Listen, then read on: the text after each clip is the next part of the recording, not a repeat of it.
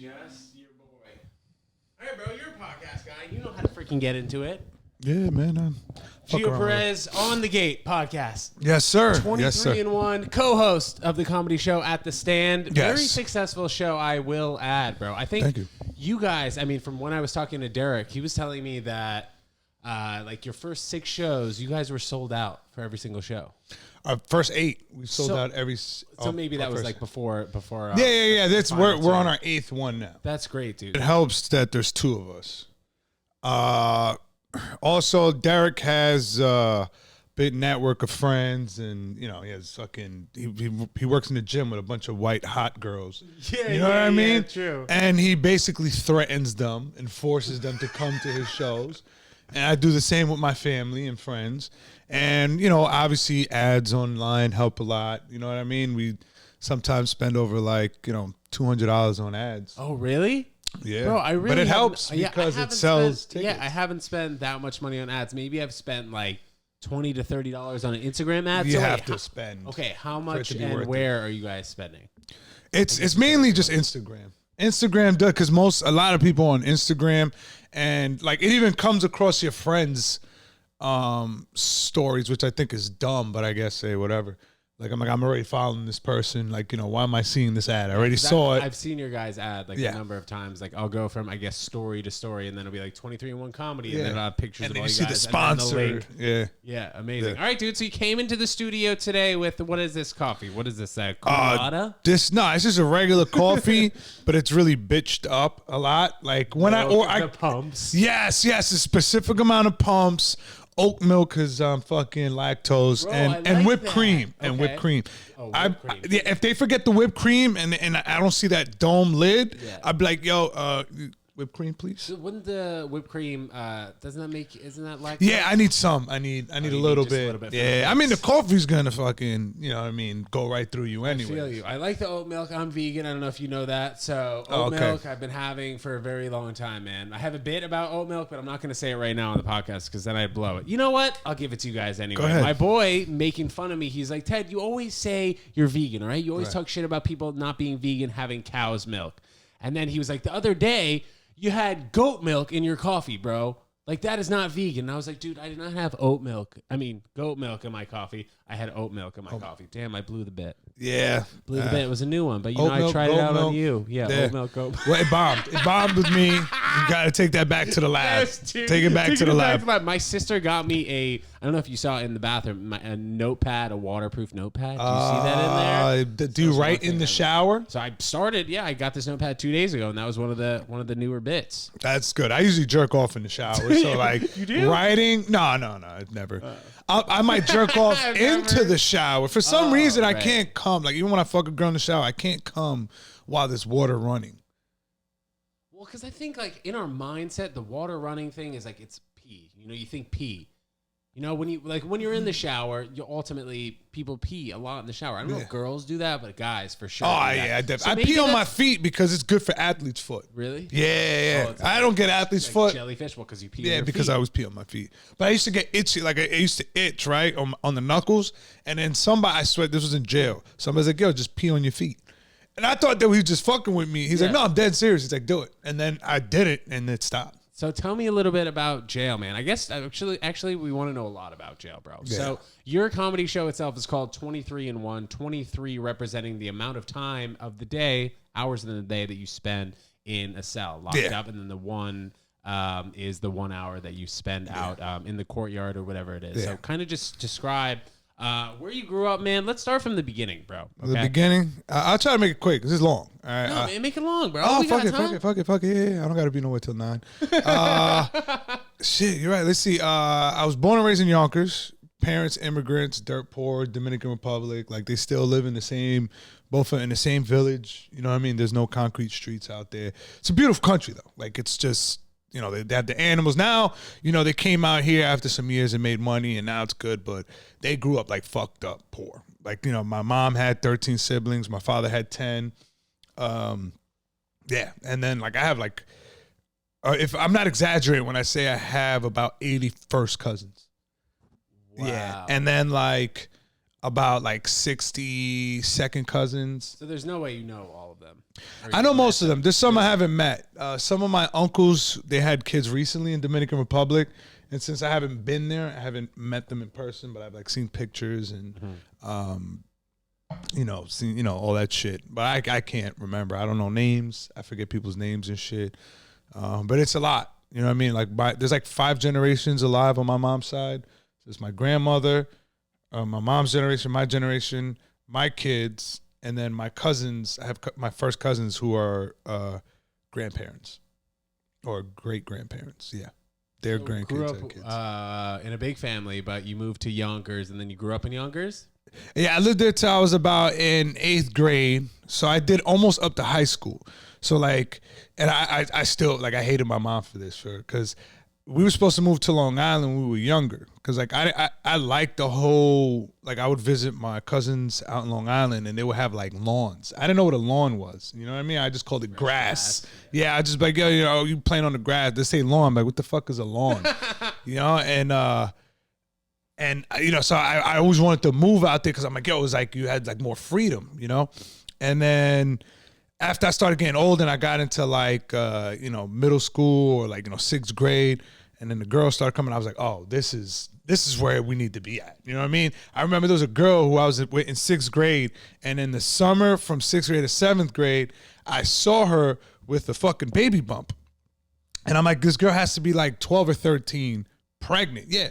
So like in junior high, so like 8th and 9th grade, it was everybody, there was mad people fucking out there. It's junior high though, 8th and 9th grade? Yeah. This is junior high. Because in the city, it was like 9th grade starts. Well, 7th and 8th. It was 7th and 8th. And then high school was 9 to 12.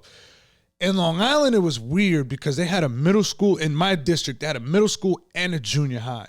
So they had a school that was 7 to 8, and then they had a school that was 6 to 5, which was considered middle school, and then junior high was 7 to 8.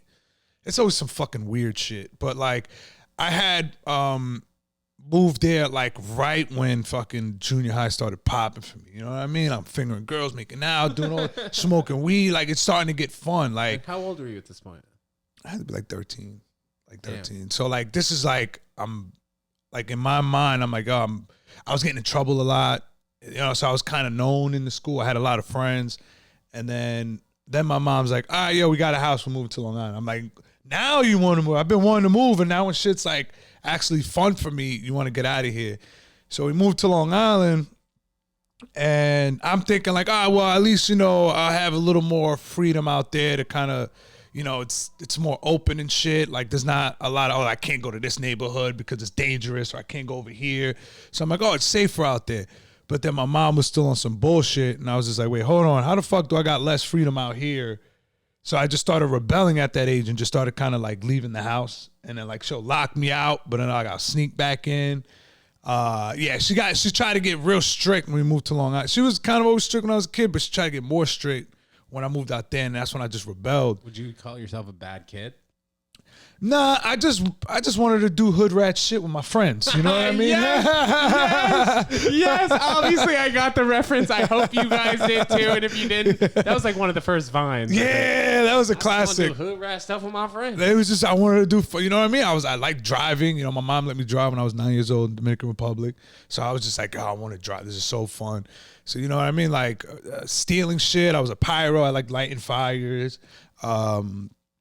But I don't think I was like evil or anything. I was just a little menace, So starting at rebelling, what was maybe one of the first things you remember where you're like, oh, maybe I shouldn't have done that at that particular time when you were like 13 or 14 years old? I mean, all of it. But then like, I feel bad, but then I just stopped caring. I was just like, all right, whatever. Like I'll have some remorse, but then like, I think by 16, like I was just like almost alcoholic and didn't realize it. Because I was like drinking every single day. But it was like before school and shit? No, I mean, by that time, by 16, I was in night school. I got kicked out of day school. And I was going to school only 4 days a week. And it was literally 5 classes. It was the main classes plus gym. Because at that point, you could have dropped out of high school, right? When you turned 16? Yeah, but my mom wasn't going to have that. So, but I ended up getting kicked out anyways. And it's like an after school program where they could put the kids who can't handle being in the regular school in the morning, and they could still get the graduation numbers. because literally 65% of passing is just showing up. And it was from 2 to 6, and it was only Monday through Thursday. So it was like 4 hours a day for 4 days. That's amazing. 3-day weekend. Who cares if I had to take the little short bus to school? You know what I mean? Like, it was just, you know what I mean? It was like girls that were like pregnant and couldn't, you know what I mean? They had kids or some shit. So like, if potentially somebody wanted to go to college, being in like night high school, is that really not an option? Like, you'd have they don't realize the difference. If you got a good GPA, they'll just be like, you get a regular diploma. It's not like a special diploma. You get a regular one. And by that time, I was already selling weed. And then once I graduated, I was like 17. I was like young for my grade because I have a late birthday. And I was like, oh, let me try community college. But I started selling coke at that time, and my mom had found a 1/4 ounce in a scale. How much is that street value? Street value, like 700. About 700. So we're talking an ounce is maybe like 2,500 for cocaine. I mean, if you do the math, I guess. I always had to use a calculator. Yeah. I used to hate when I used to do business with people and they talk fast numbers. And like, yo, I'm like, hold on, slow down. I'm slow. Especially when they're the customer, they're trying to speak fast numbers. Or to connect, like the plug or somebody, like you're trying to buy it for somebody and they're trying to play you or pull a fast one on you. Like, hold on, listen. I know you get frustrated, but we're gonna do this slow because I don't want to be doing the math later and be like, oh, hold on, you got over on me. But so she found a 1/4 ounce, and then she ended up kicking me out the house. She broke the scale, flushed the coke, and then she's like, "If you're gonna sell, you can't be in my house." That was right after you graduated? No, this was like 2 weeks into community college, and I just ended up just dropping out. So I did about like less than a month, dropped out, and then I just went fucking just full-time drug dealing. And by like 17, I was probably making between $3,500 to about $7,000 a week off of coke. And were you just like an independent drug dealer? I had like partners because I was like 17, so I had like older dudes that they plugged me in with the guy, right? So they were just like, yo, we'll give you the connect, we'll help you get some customers, and we get a percentage out of it. We'll throw people your way. So it was kind of like I was like a runner, but not really. It was more of like almost, what is this shit called? Like a hedge fund or those Ponzi schemes. Yeah, when you like, rob Peter to pay Paul. Yeah. They'll throw me customers. They always had connects for me. They were also kind of like muscle because it was two big dudes. You know what I mean? And one of them was one of my friends from high school. And then the other dude was just kind of like a guy from my town that I looked up to because he was just funny. And they were all kind of making the same money as you, or they were ahead of you and making a little Well, no, they had other shit because they were selling, like, you know, they had their own thing going. And I was just selling weed. And I'm like, I want to make money like them. So I just started hanging around them. And it was just almost like you're an opener. You're starting off like, you know what I mean? Like as an open micer and you're just trying to figure it out. And I'm like, yo, this is not like selling weed. You know, coke is a different animal. You got to be up late. You got to be. And at that time I was 17, so I couldn't go to bars. And coke dealers will go and hang out at a bar on the weekend because you're right there. And so eventually I ended up just getting one of my customers and he would fish for me. So I'd just be like, hey, listen, man, here's half a gram, going to the bar. Try to find, like, you know, drug addicts know how to find other drug addicts, especially at a bar. So they'll find out who's getting high, and they'll be like, hey, you want to take a bump with me? They take a bump, they get them started.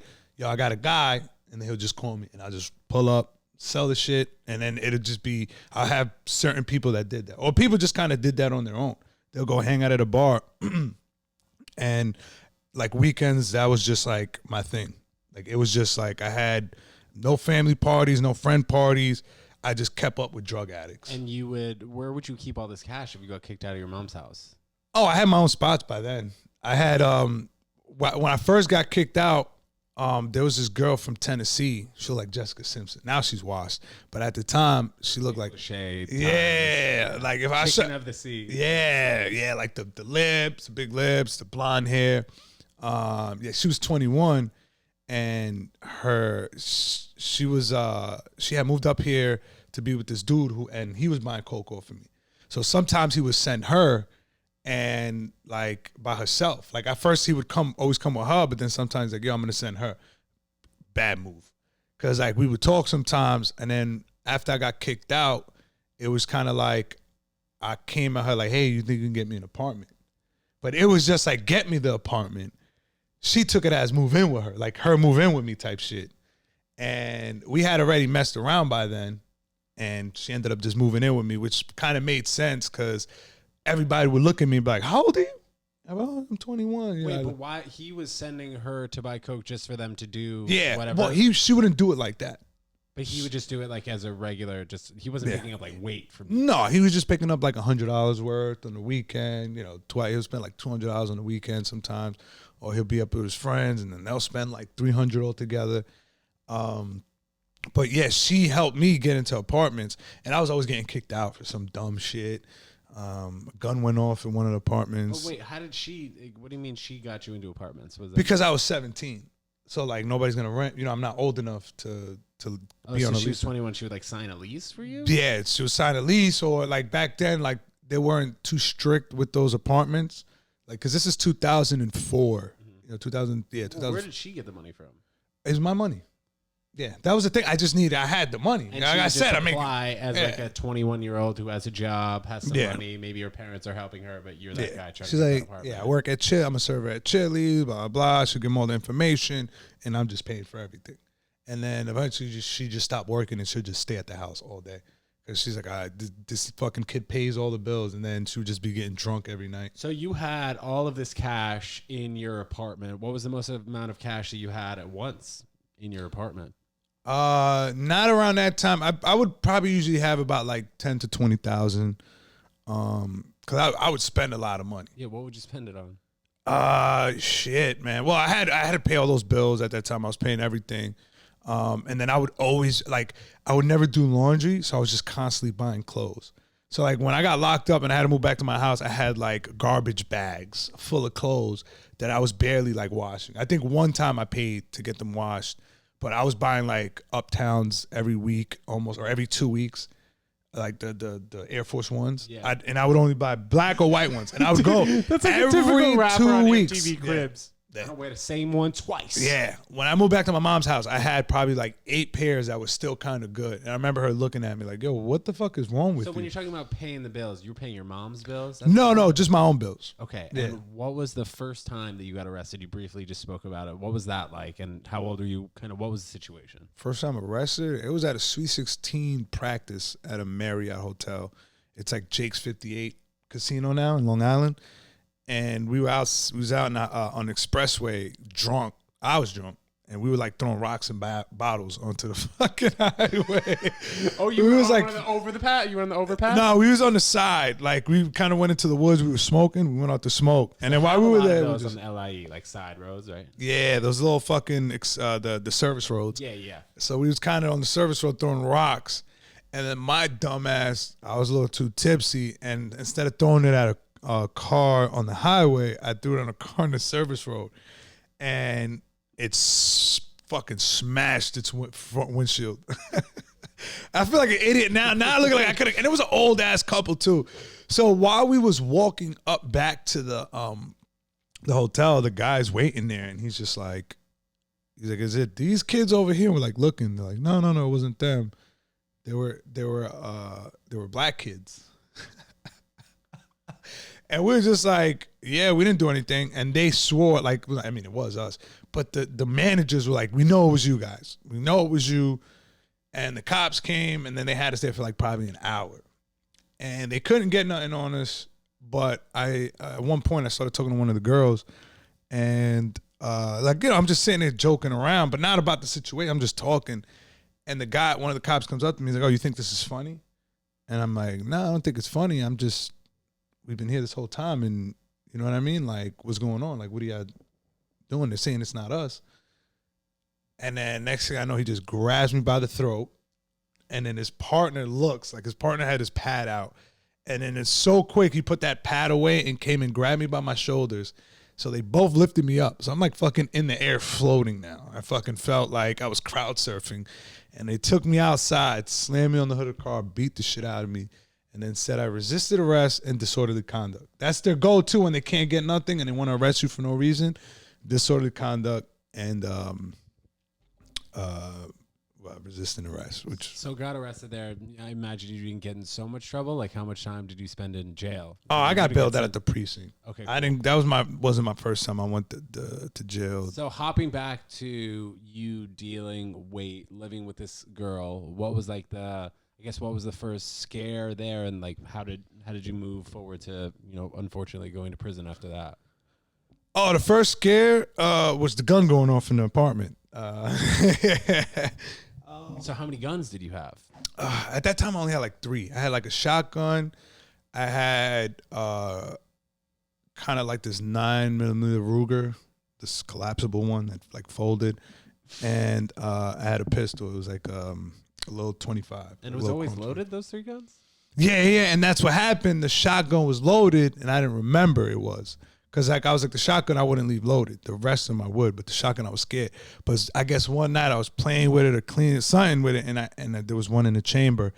And my friend, the guy, one of my partners, whatever, was sitting. I had like a fucking air mattress, the elevated air mattress. He's sitting on one of those, and I go to pull it out the closet. And this is like one that's as long as my leg. It's like a 3 feet long. And I go to pull it out, and I guess I squeezed the trigger while I was grabbing it.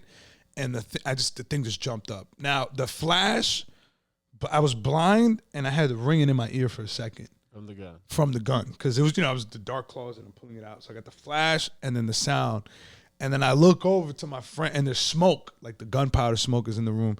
I look over at my friend and he's just like curled up with his legs up and like fucking scared to death. And I look over, I was like, holy shit, what the fuck? And then I look at the hole, and my room was on top of the garage. Like I was a tenant in the house, and it was over the garage. And I look down, and I see like the kids' fucking Fisher Price picnic table. Oh my god! And I was like, apartment below. But it was the garage. It was just a garage that they kind of emptied out for the kids' room. It was like the kids' playroom.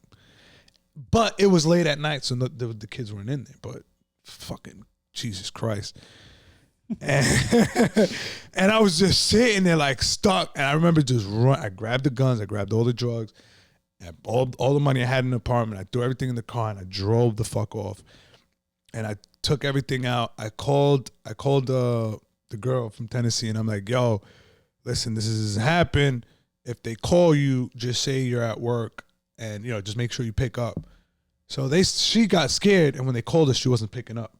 So when she wasn't picking up, they called her job, which she had quit by then.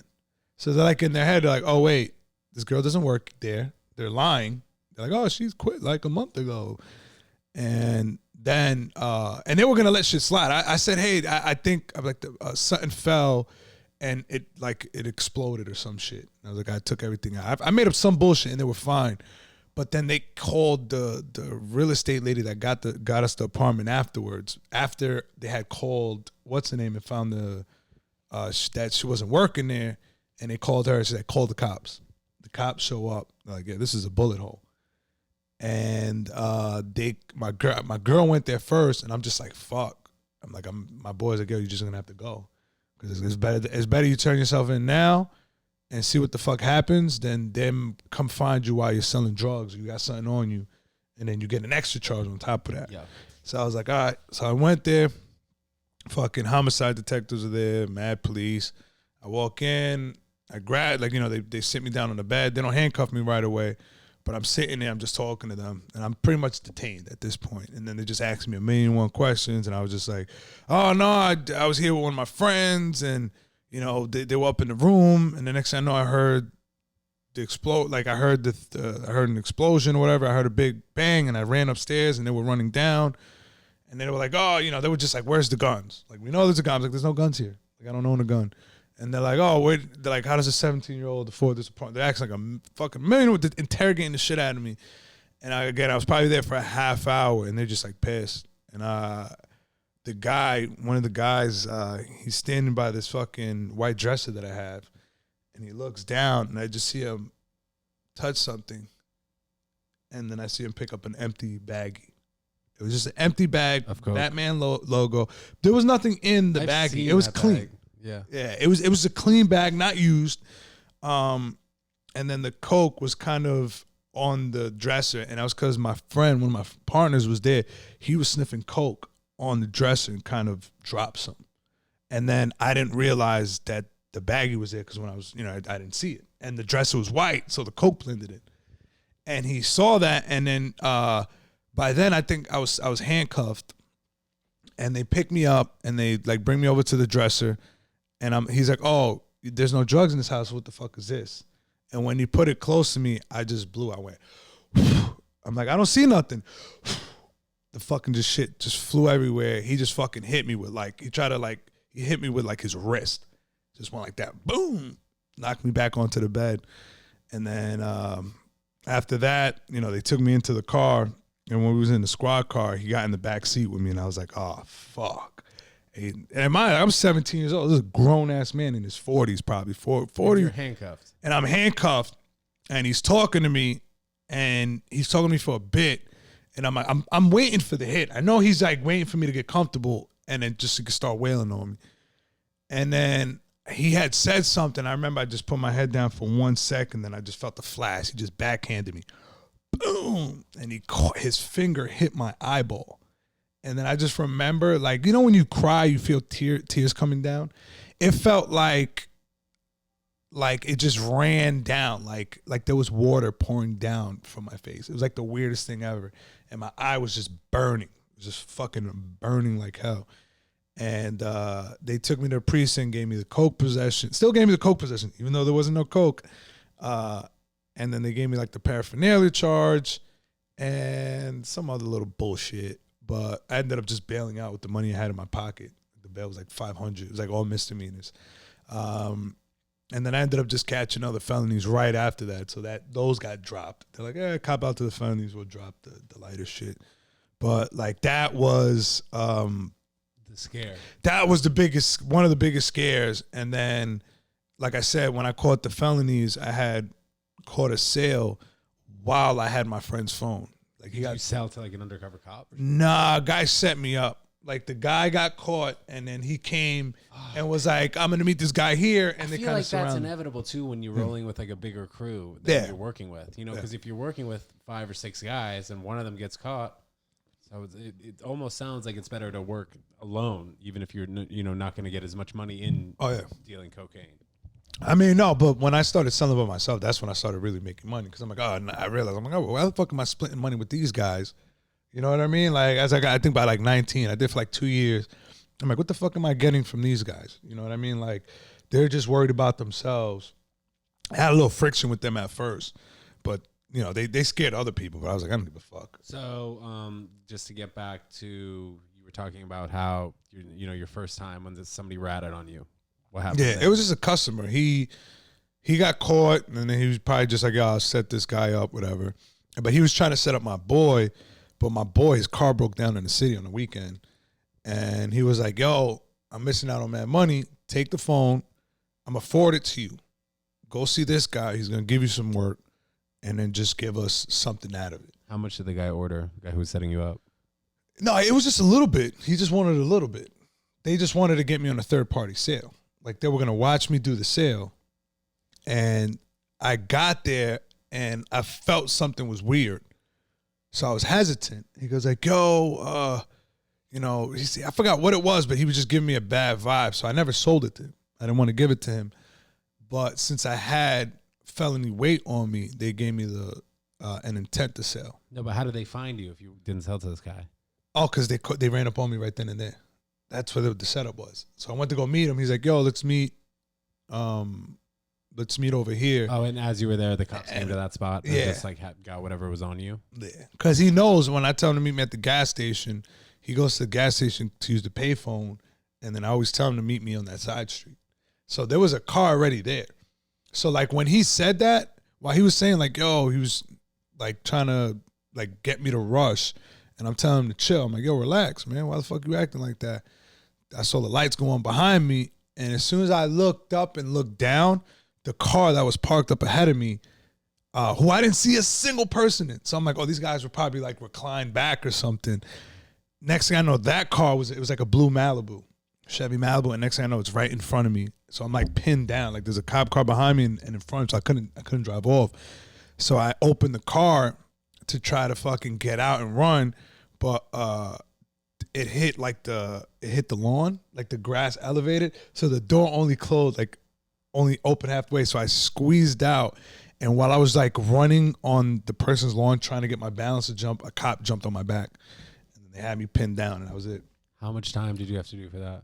I got 9 months because I was still considered a minor, and I would have got less time because it was my first felony, and they weren't that strict with drugs at that time. But I caught other felonies while, like, literally I bailed out. It was like the bail was $7,500. I bailed out, and then 3 days later I got pulled over with my friend, and he had drugs on him, and he put it in his ass, and the cops knew that he did that, but they didn't see him, so they couldn't go in his ass. And when they pulled me out the car, they're like, "We know it's in his ass. Tell us that it's in there, and we'll let you go from right here." How did they know it's in his ass? Because he's a fat dude, and he was just kind of, you could tell he was moving like he was putting something in his ass from behind him. And like I had like 2 grams of coke, but I just swallowed mine. Like I just kind of didn't move. You know when you get like you do the sneak seatbelt thing? I just sound like that. I just grabbed it out the hand. I used to keep it on the door handle right there, whatever I had. I just grabbed it and I just chewed it and swallowed it, and with the bag and everything. And so they pulled me out, and I'm like, "Yo, I got my license. You know what I mean? Like I'm good." And they're like, "Well, he's a known drug dealer, so we have a right to pull you over, and tell us it's in his ass and we'll let you go." And I was like, "I don't know what you're talking about." So like, okay. They went in there. He had a bag of weed on him and coke crumbs. The same fucking asshole who left the fucking coke on my dresser, same dude.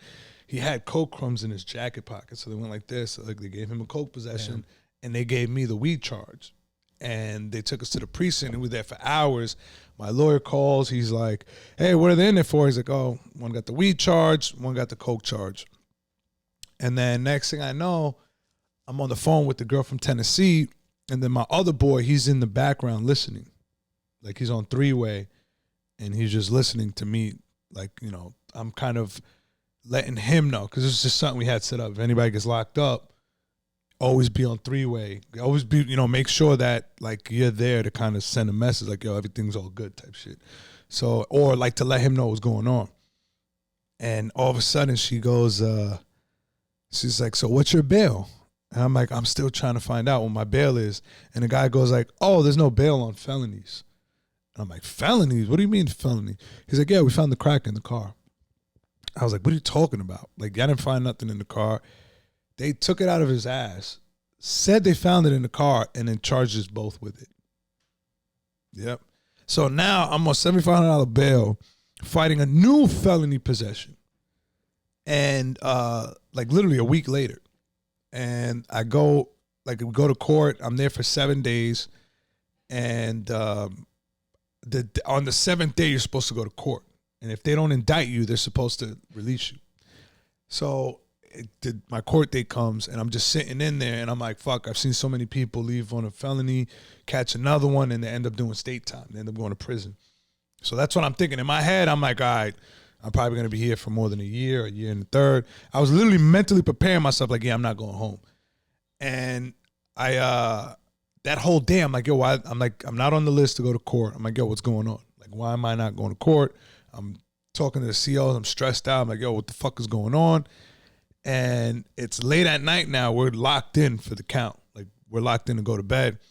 And next thing I just hear, "Perez, roll up." That means grab my shit, pack up. And so I'm like, oh, I'm going to another dorm. And they're like, nah, you're going home. I'm like, going home? And I was like, oh, shit. And then I go downstairs, and I talk to my boy. He's like, yeah, they fucked up. He's like, yo, call Iris. So he put me on the phone with the lawyer. He's like, yeah, I got you guys off because when I called the precinct, they said you were charged with this. And then when I come to court, they're saying you got felony weight, and they said they found it in the car, right? So, and they said in the initial report that they arrested us because of the crack. That they said that was like their thing. So they're like, well, if they was arrested for that, why didn't you let me know that at the precinct. Because you know what it was? They didn't find it. They didn't go in his ass yet. So they illegally went in his ass. They couldn't say it. So there was like that little loophole right there. I ended up getting out ROR without no bail. I mean, I still had that bail for the other one, but I'd have to pay bail for that one. And then I was out for probably like a year and a half.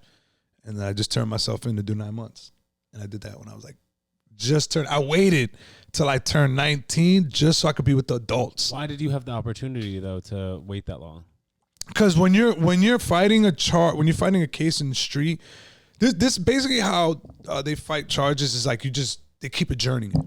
Because they're so busy, there's so many charges that they can't get to everything. So what they usually do is they keep adjourning it. All right, can we get for another date? We get for another date. And you're basically doing that every month. So you're going to court for nothing, just for them to give you another date. And when you're in jail doing that, it fucking sucks. Because now they know they could press you to take more time. Because you're just like, yeah, I just want to take it, whatever. Because you just want to know how much time you're going to get. You want to know how much time you're going to get. You want to be sentenced. So you can either go to prison or go to the working dorms in county jail. So, but when you're out in the street, you're just like, they give you an offer. You don't have a problem saying, yeah, just adjourn it. Adjourn it. It's not a problem because you're out living your life. It's only a convenience once a month. And so eventually, like, they look at it like, yo, this has been adjourned for a year and a half. What are we doing? He's like, yo, my client doesn't want to take 2 years for that. I'm like, okay. Or they'll do stuff where they'll do it something called a pre-indictment cop-out, which I've done a lot, where you take a plea before they indict you so they don't have to do the work of the grand jury, so they save money on taxes. You know what I mean? It's just like, all right, you cop out to a lesser charge, but you still do time. But it's not as much time as you thought it would. So they're like, all right, the first offer was 2 years on that, and they knocked it down to 9 months. Because I was just like, all right, I'll take the fucking, I'll take the pre-indictment. Was that your longest stint in prison? No, 2 years. 2 years. So you did 9 months. Then how long were you out for? I was out for a bit. I got out when I was 19, and then I didn't go back in until I was like 23. But I also did time when I was like 16. My senior year in high school, I did 4 months. Yeah, came home and still graduated. When was the last time you were in prison? 2000. I came home mid-March 2016. Dope, man. And I've just been out ever since. So I guess we'll talk. I want to talk a little bit about comedy too, but man, this is so interesting, bro. Fuck comedy, man. The full insight, dude. How many podcasts are going to talk about comedy? Woo, I'm out here grinding on the open mic scene. Y'all going up there. Yo, you got to hang. This is the real shit. We got to hang at shows and, So, dude, what was one of the crazier moments you had when you were in prison, bro? Being in and out, and, now it seems like your life is moving forward in a great direction. But what was one of the crazier, darker moments you had when you were in prison? Oh, man, I had darker, crazier moments out in the street than I had in jail, because jail was wild. You know what I mean? Like, I seen people get stomped the fuck out bad. Like, I've never seen anybody get stabbed or, nothing crazy in jail, because it was county jail, and it wasn't like Rikers. It was out on Long Island, which is bad, but not Rikers bad. It's hard to get weapons in Suffolk County. But, like, I mean, I've done some wild shit where, involving weapons. I never shot nobody. I had guns, but thank God I never really had to use them. There was times where I was like, I might have to carry this around because there's an issue with somebody, and I'm like, I don't feel safe. You know what I mean? I'm like, I'd rather have this, God forbid something happens. But thank God, it never had to come to that. But there were moments where, I might have to use a knife to kind of protect myself, where I was getting robbed, and ended up like giving a guy like fucking 67 stitches across his face. Well, I also remember there was a time at I don't know if it was a high school party or a college party, where somebody sliced your neck. No, this wasn't a high school party. This was like in the hood of Long Island. You and I both have the same scar. I was gonna say, yeah, yours looks bad. This from jaw surgery. Oh, okay. Yeah, not a knife. You got your jaw broken? Yeah, well, I had TMJ. Basically, one side of my mouth was like depleting. The gum line was depleting. Right. So my orthodontist was like, look, your gum line is just gonna keep getting worse. And my face was like a little bit crooked. I had a smile like that, kind of. Right. So like they a Joker. broke my jaw in 3 places and then reconnected it. It was a crazy freaking journey, bro. Holy shit, man. Here I am, bro. So anyway, yeah, get back into it, man. Yeah, so yeah, it was with the cut on my neck. Or you were talking about some of the crazier shit. Oh yeah. You said you gave a guy 67 stitches across his face. What did he do? He tried to rob me. He was trying to rob me. Well, he did. Well, it wasn't even a lot, and he was a fiend. You know what I mean? It wasn't like another drug deal. It was like 4 a.m. Snatched it out of my hand. Like he was like, yo, it was like $8 worth of crack, and it wasn't my customer. It was my customer's friend, and they were like, oh, yo, the guy's coming right now. Just wait.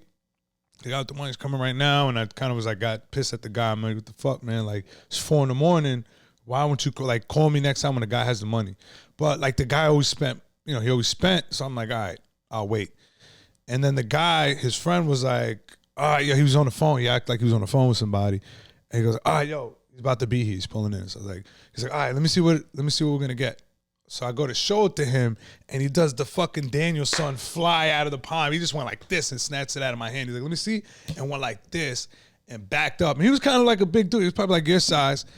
And he goes like, he's like, I'm taking this shit. This shit is mine. And then he grabs a fucking golf club. He's like, get the fuck out of the apartment. And I'm looking at him, and I look at his boy, and I was like, yo, what's up with your man?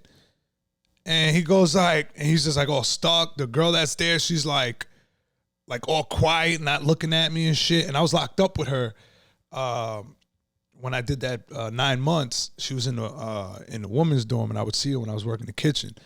And she didn't want to act like she knew me because she was there smoking crack with them. So she was kind of like embarrassed. But I know she remembered me. And she's just like sitting there like, what the fuck? And then he has a golf club, and he's just like, get the fuck out. And I'm like, yo, I'm leaving, chill.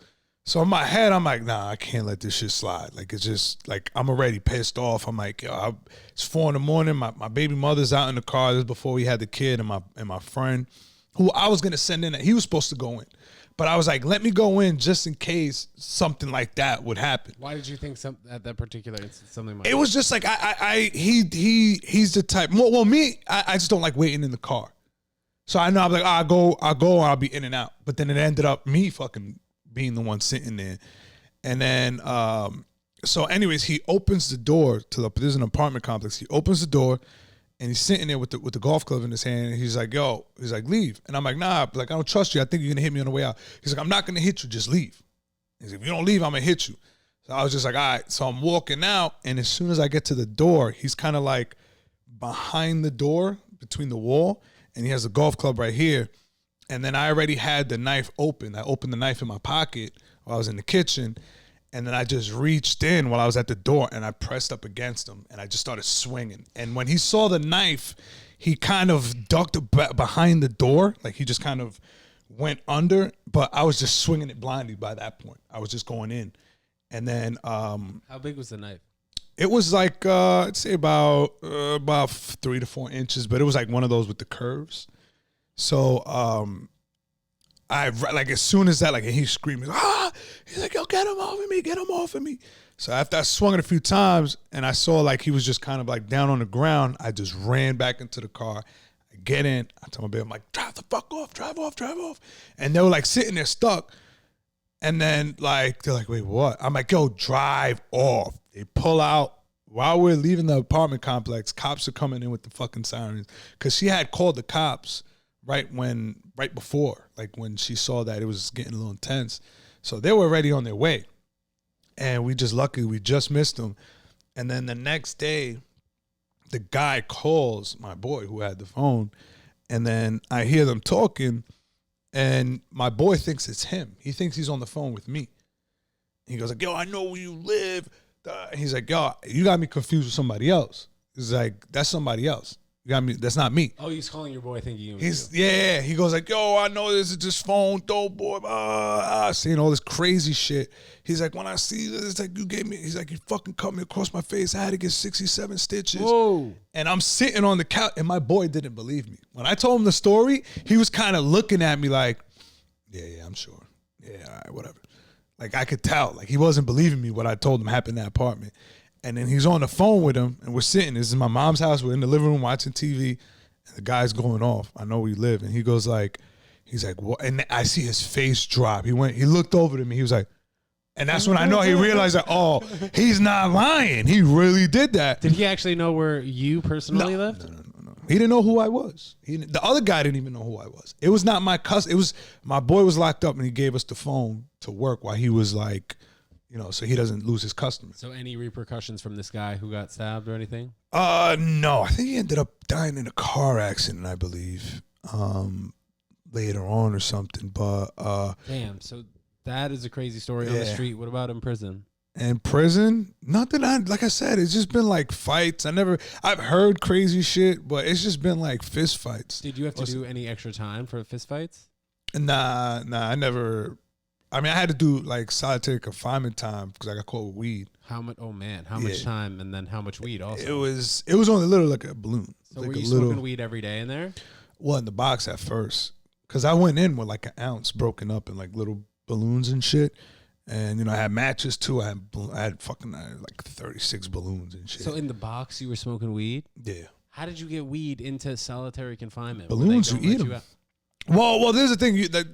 This is where 23-1 comes from. Jail, you come out, throughout the day. You're out most of the day, and then you go in. Courtyard type, right? Yeah, well, not courtyard. Some they have like dorm where it's like an open gym, and they have bunks and TVs and everything there.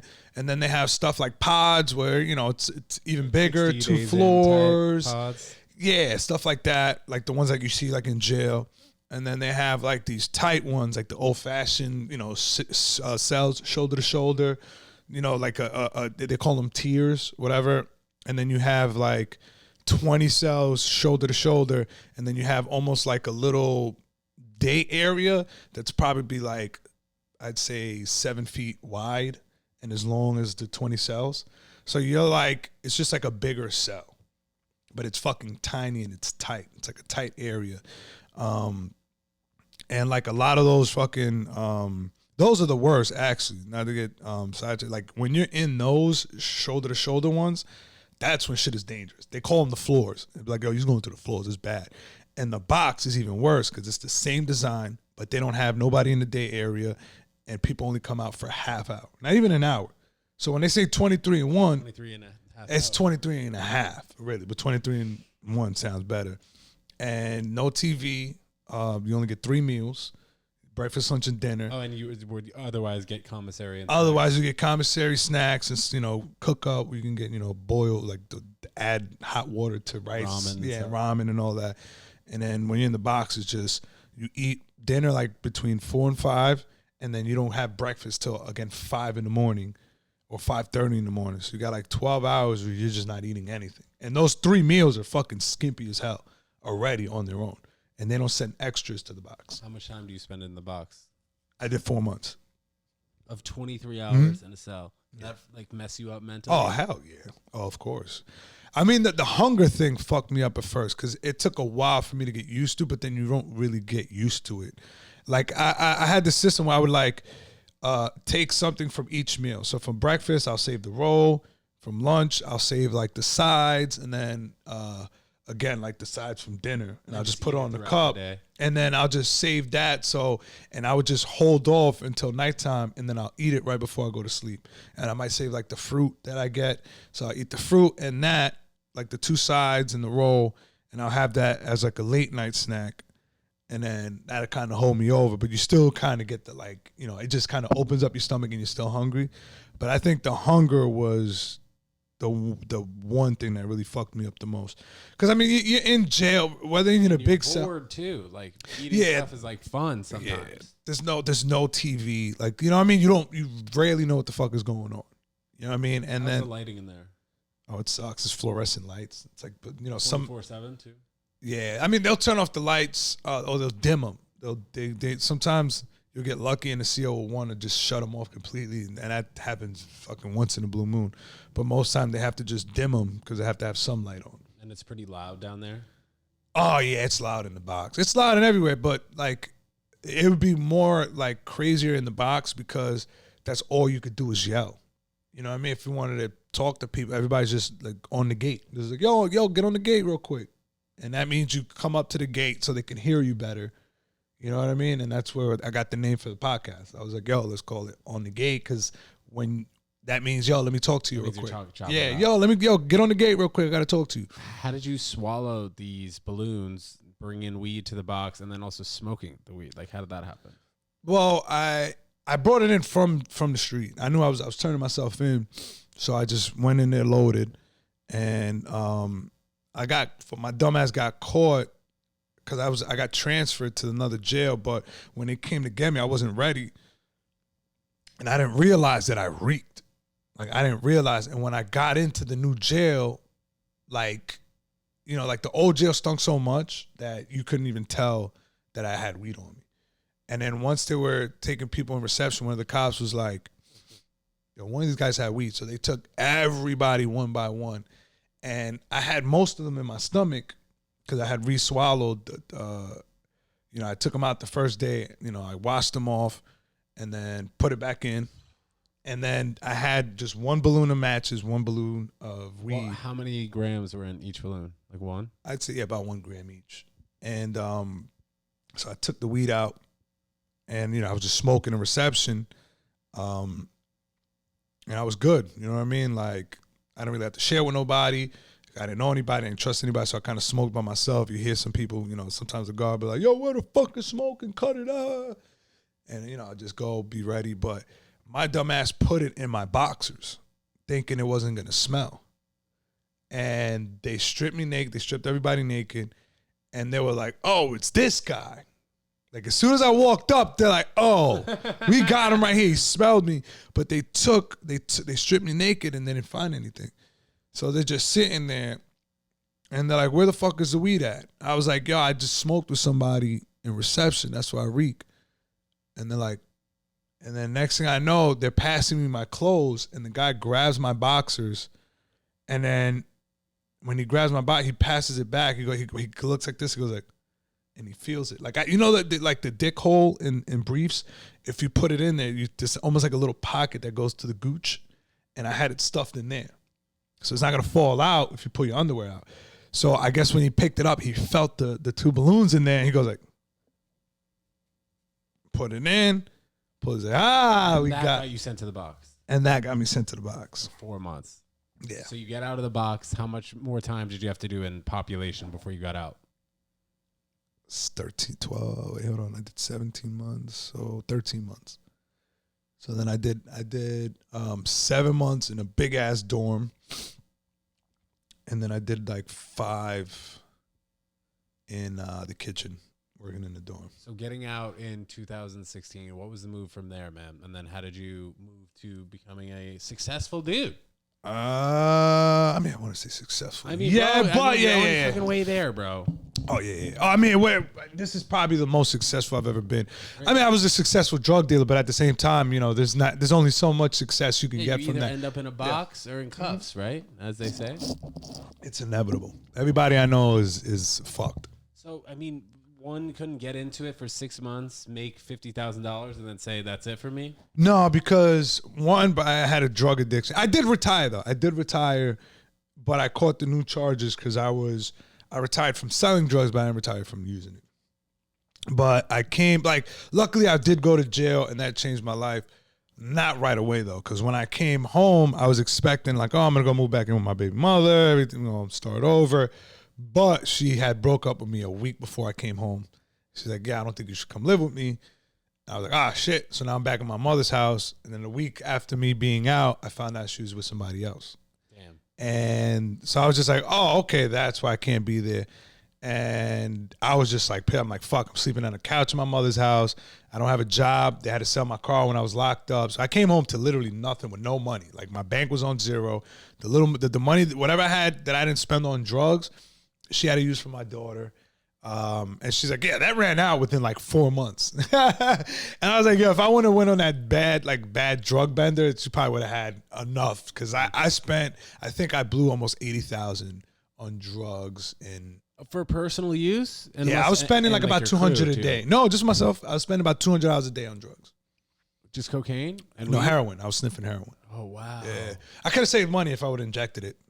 Really? Kind of regretting it. It's more it's more expensive. I remember I it's asked Derek on the podcast. He was like, "There's nothing better than shooting up heroin." Yep. But they say once you shoot it, that's when it's almost impossible. It's just like it rewires your brain because you're getting like the ultimate fucking high from it that sniffing it can't. Like I'm sniffing like 2 bundles. They're like, yo, you shoot 1 bag, you're gonna get just What's as high. a bundle? A bundle is 20 bags. 1 bundle is 10 bags. And a bag is just like those little wax. And they cost what, like $10 each? $10 each, $100 a bundle. Sometimes people sell for like $60 a bundle, like, you know, just as a deal, or $70 a bundle. But yeah, I was fucking sniffing like 2 bundles a day, sometimes 3 if the bags were skimpy.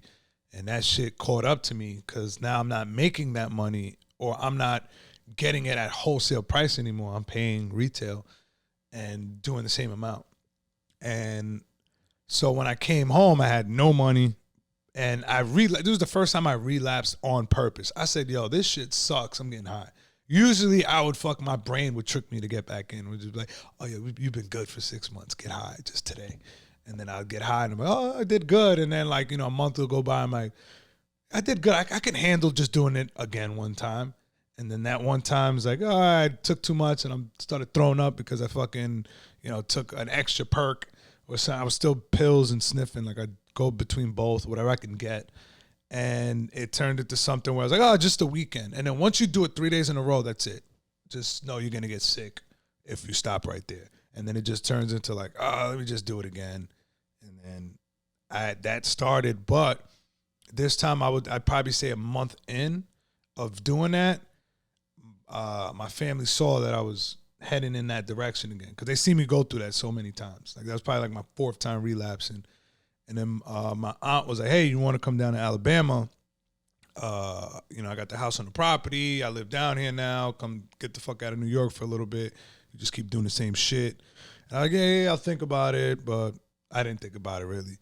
And then I say about 2 weeks after that, like I say about a month into me relapsing, my father's like, yo, listen, think about it. And my father never talked to me like this. He's like, yo, listen, he's like, why don't you go to Alabama for a bit? He's like, you don't look like you're up to anything good. He's like, I'll give you a car. I'll give you a hoopty, whatever. I'll give you a little cheap because he sells cars on the side. He's like, I'll give you a little fucking Toyota Camry, whatever, and you can go out there. He's like, I'll give you money for the first 3 months of the insurance. Just get out of New York. And he's like, and I'll give your aunt some money. She's like, and I'll drive you down there. He's like, me and your uncle will drive you down there. So you got the car. Just get out of New York. He's like, I'll help you out for the first 3 months if you get out of New York. So I was like, all right, fuck it. I'll do it. I'm like, at this point, I was like, what the fuck do I got to lose?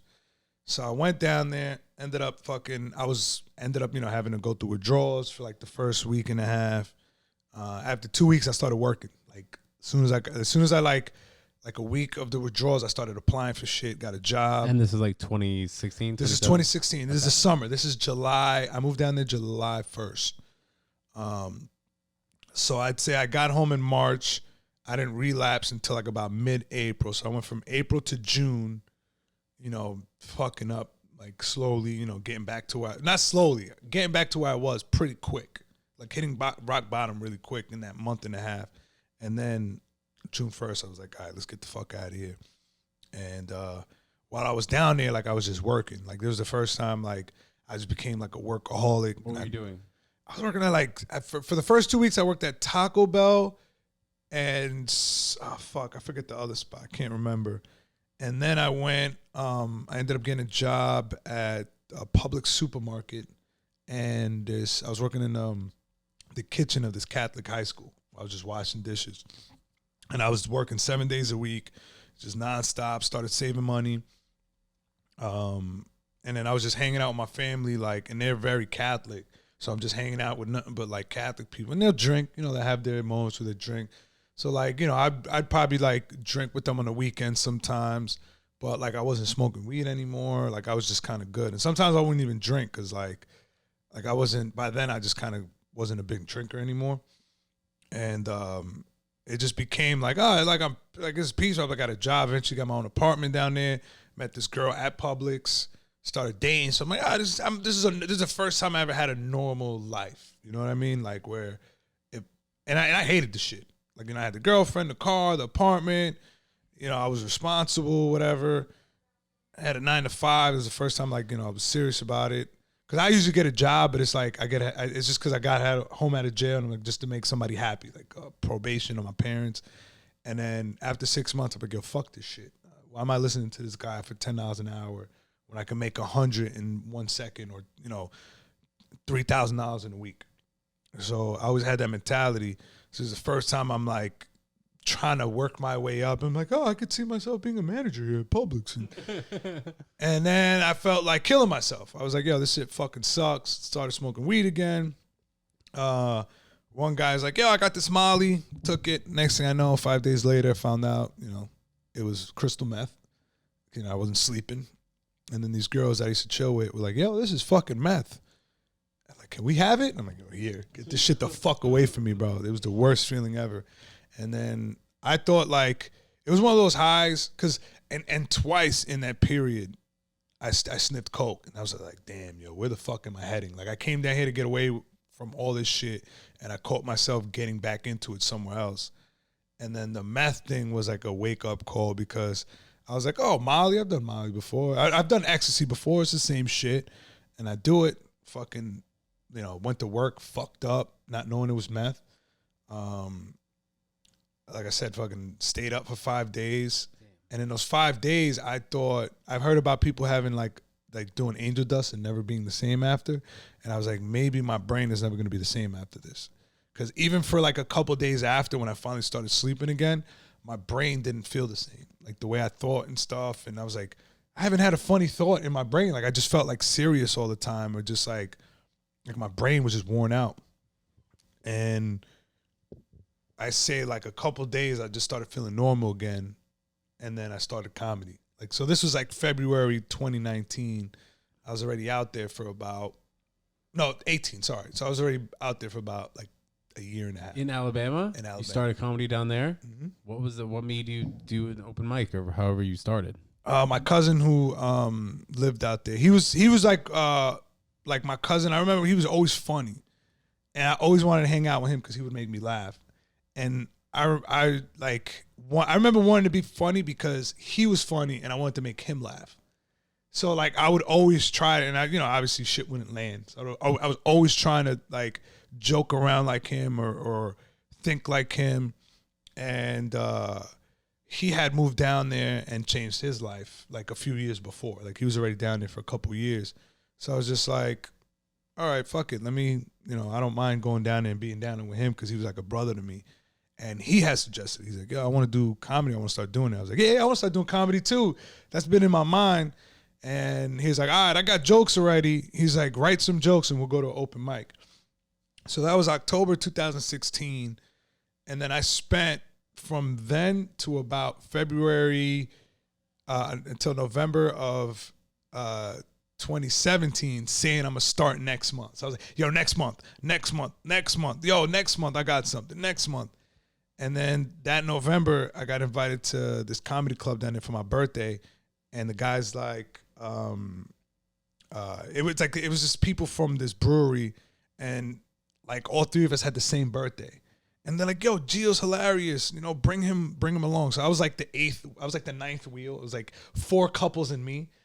And I go there and I'm watching these people on stage. And I'm like, yo, I write jokes like that on stage. Like they were just doing almost like one-liners. And I was like, wait, you don't have to do whole fucking bits to do this? Like you could just do quick little jokes. So then that put the battery in my back till I'm like, yo, let me go harder to get in this shit.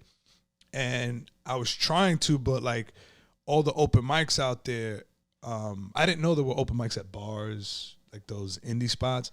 I thought it was at clubs. So I just kept trying to contact the club, and they're like, oh, we're full. Hit us up next month. And when I finally got through them, they sent me this email, and they're like, yeah, this is not a regular open mic. This is a competition. Bring your best shit. And I was just like, fuck, but I don't even, like, I've never performed before. So I was like, I got to find another open mic before then. So I just found something like on Google, and I would email them. They never got back to me. So I said, fuck it. I saw the address. I'm like, I'm just going to show up. And I ended up showing up, and it was probably like 35 comics. Yeah. half of them, like Damn. I'd say about like 30 of them don't even do comedy anymore. And I sat there and I couldn't get up. And then I went again the following week, couldn't get up.